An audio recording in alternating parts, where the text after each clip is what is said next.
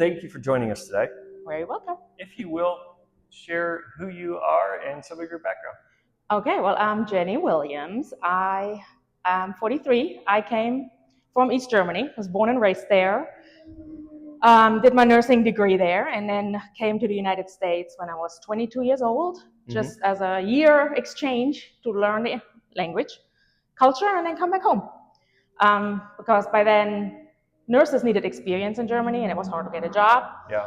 And my mom just said, "Why don't you go?" I said, "Sure." So within 3 months, I got rid of my whole apartment, sold my car, was here, Apex, North Carolina, and they never shipped me back.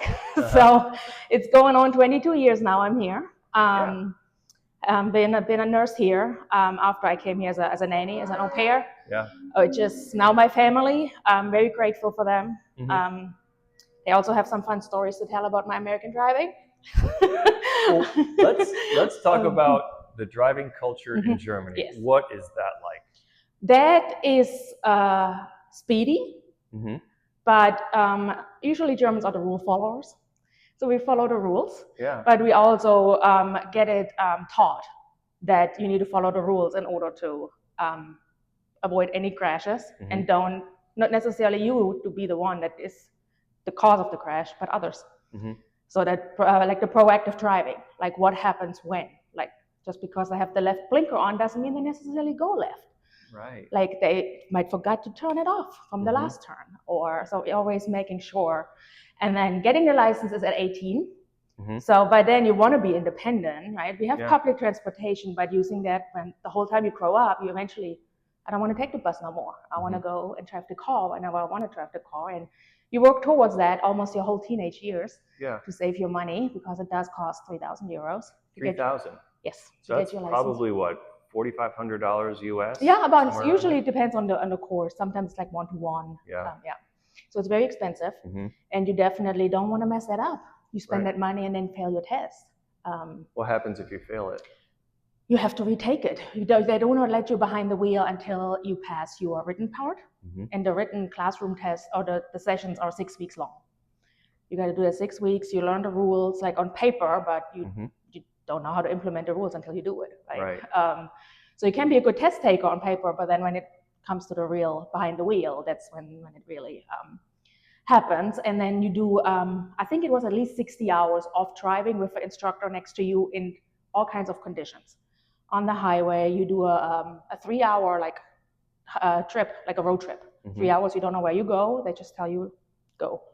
At night, they will call you in the pouring rain. They look at the weather forecast, and that's our turn. Snow, gravel in the woods, any kind of conditions to sign you off and make sure you are comfortable there. Speeding up on the highway, especially at the Autobahn, where there is no speed limit. That's favorite part for most of us, but also you only can pass on the left-hand side in Europe and not on the right. So having to know both now is challenging, right? To kind of, okay, where am I and what are the rules here? And then taking the exam, the driving exam is here with what, $60? It's about right. And then 5 minutes with a person in the car, and yes, you're good. Or a whole hour with the coach in the back, and they're counting. How often do you look in the mirrors and do your shoulder? How often do you do this? Are you within speed limit? Are you braking accordingly? And if not, they let you fail. And then you have to do another 6 weeks and take the test again. And that's the way the driving schools in Germany make their most money, the repeat tests. Well, you said you came over to America.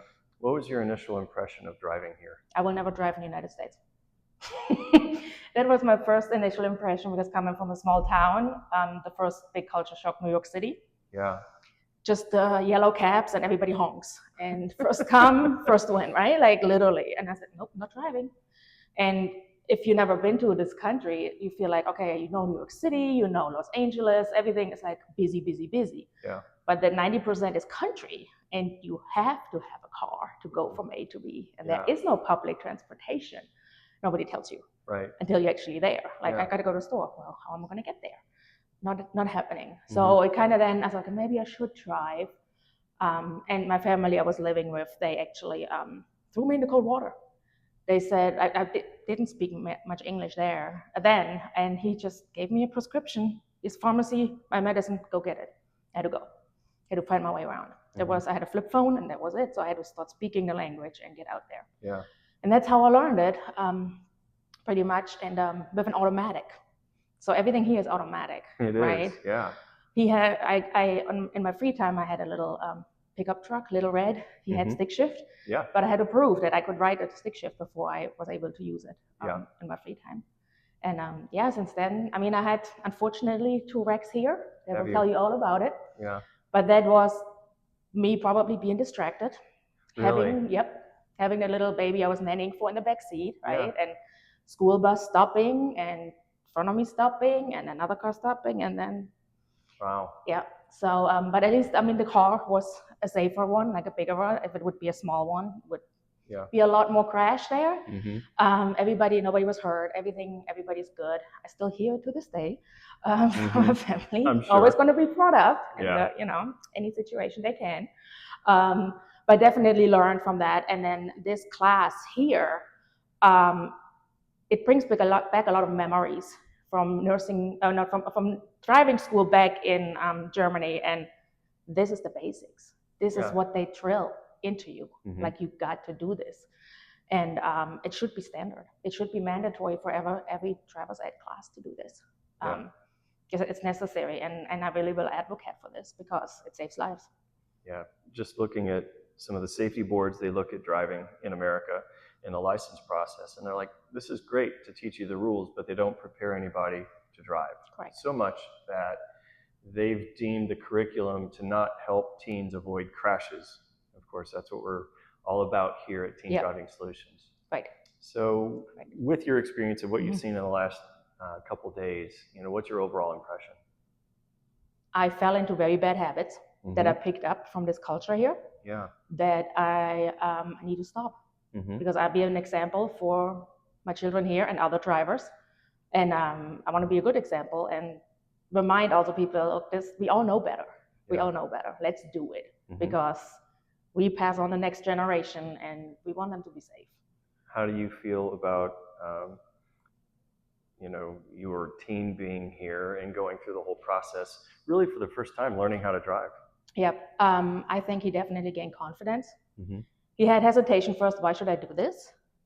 But then seeing, like, he understood that on the streets he's not ready, right? Like, really with what if? And that's what you get taught here. What if? And really proactively, okay, what could happen when? And we started that when we drove off here yesterday. I said, what if this happens now? What am I going to do? Or you would brake. I said, or what would be my other option? I could go around it if it has to be. So it's really the different scenarios and the mental aspect with generations and a lot of mental pressure in young children or young teenagers. I think that is not taught enough. Do not go behind the wheel when you're mentally not prepared. We all know don't drink and drive and don't use drugs and drive. Right. But the mental aspect, I think, is much more important and usually left out. Yeah. A lot of the driving classes out there are car control, and they're not leading up to getting into the car with the right mindset, correct, sobriety, and everything else in check. Correct. How many times do people get in the car and like, oh, where am I going? Oh, as I'm moving, I'm going to push into Google, Waze, what have you, the directions. And now all of a sudden, that should have already been done. Correct. The preparing it. There's always scenarios when you don't prepare, right? It's an emergency. You got to go now. You didn't calculate that, but at least you know how to navigate around that if it comes to that. Yeah.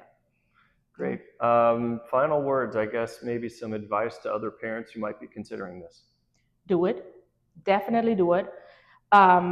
If people ask, what can we give your teen for a birthday or for the Sweet 16, or have them donate to participate here.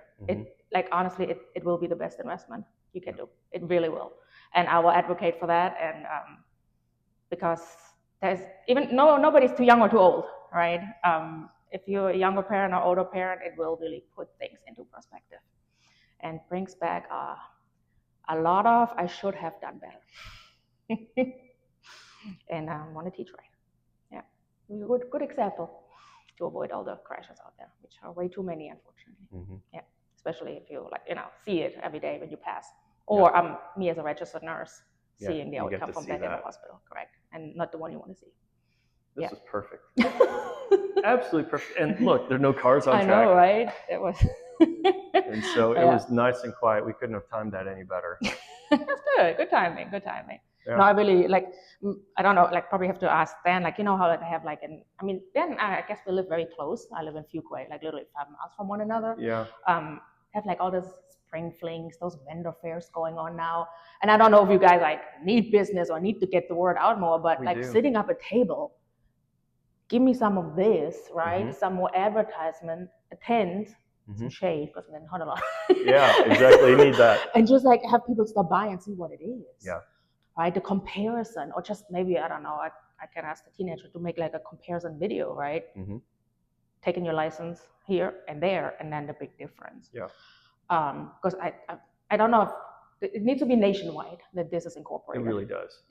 No matter what state it is, and no matter if you do the 8.4 or 3.9, it has to be standard. It really does, and it needs to transcend beyond what little we do here. We do a lot, but But blaming it on the road every time, or the road conditions, or the weather, or there should be a stoplight or a stop sign. Yeah. That won't fix. No, it won't. That won't fix it. It won't. And that puts stuff into perspective for me this weekend as well. Now I always yesterday was the 4-way stop we went, and I said, yep, but imagine there's stoplights now. From now on, I'm always gonna stop lights. Yeah. Because it's a great just what if again.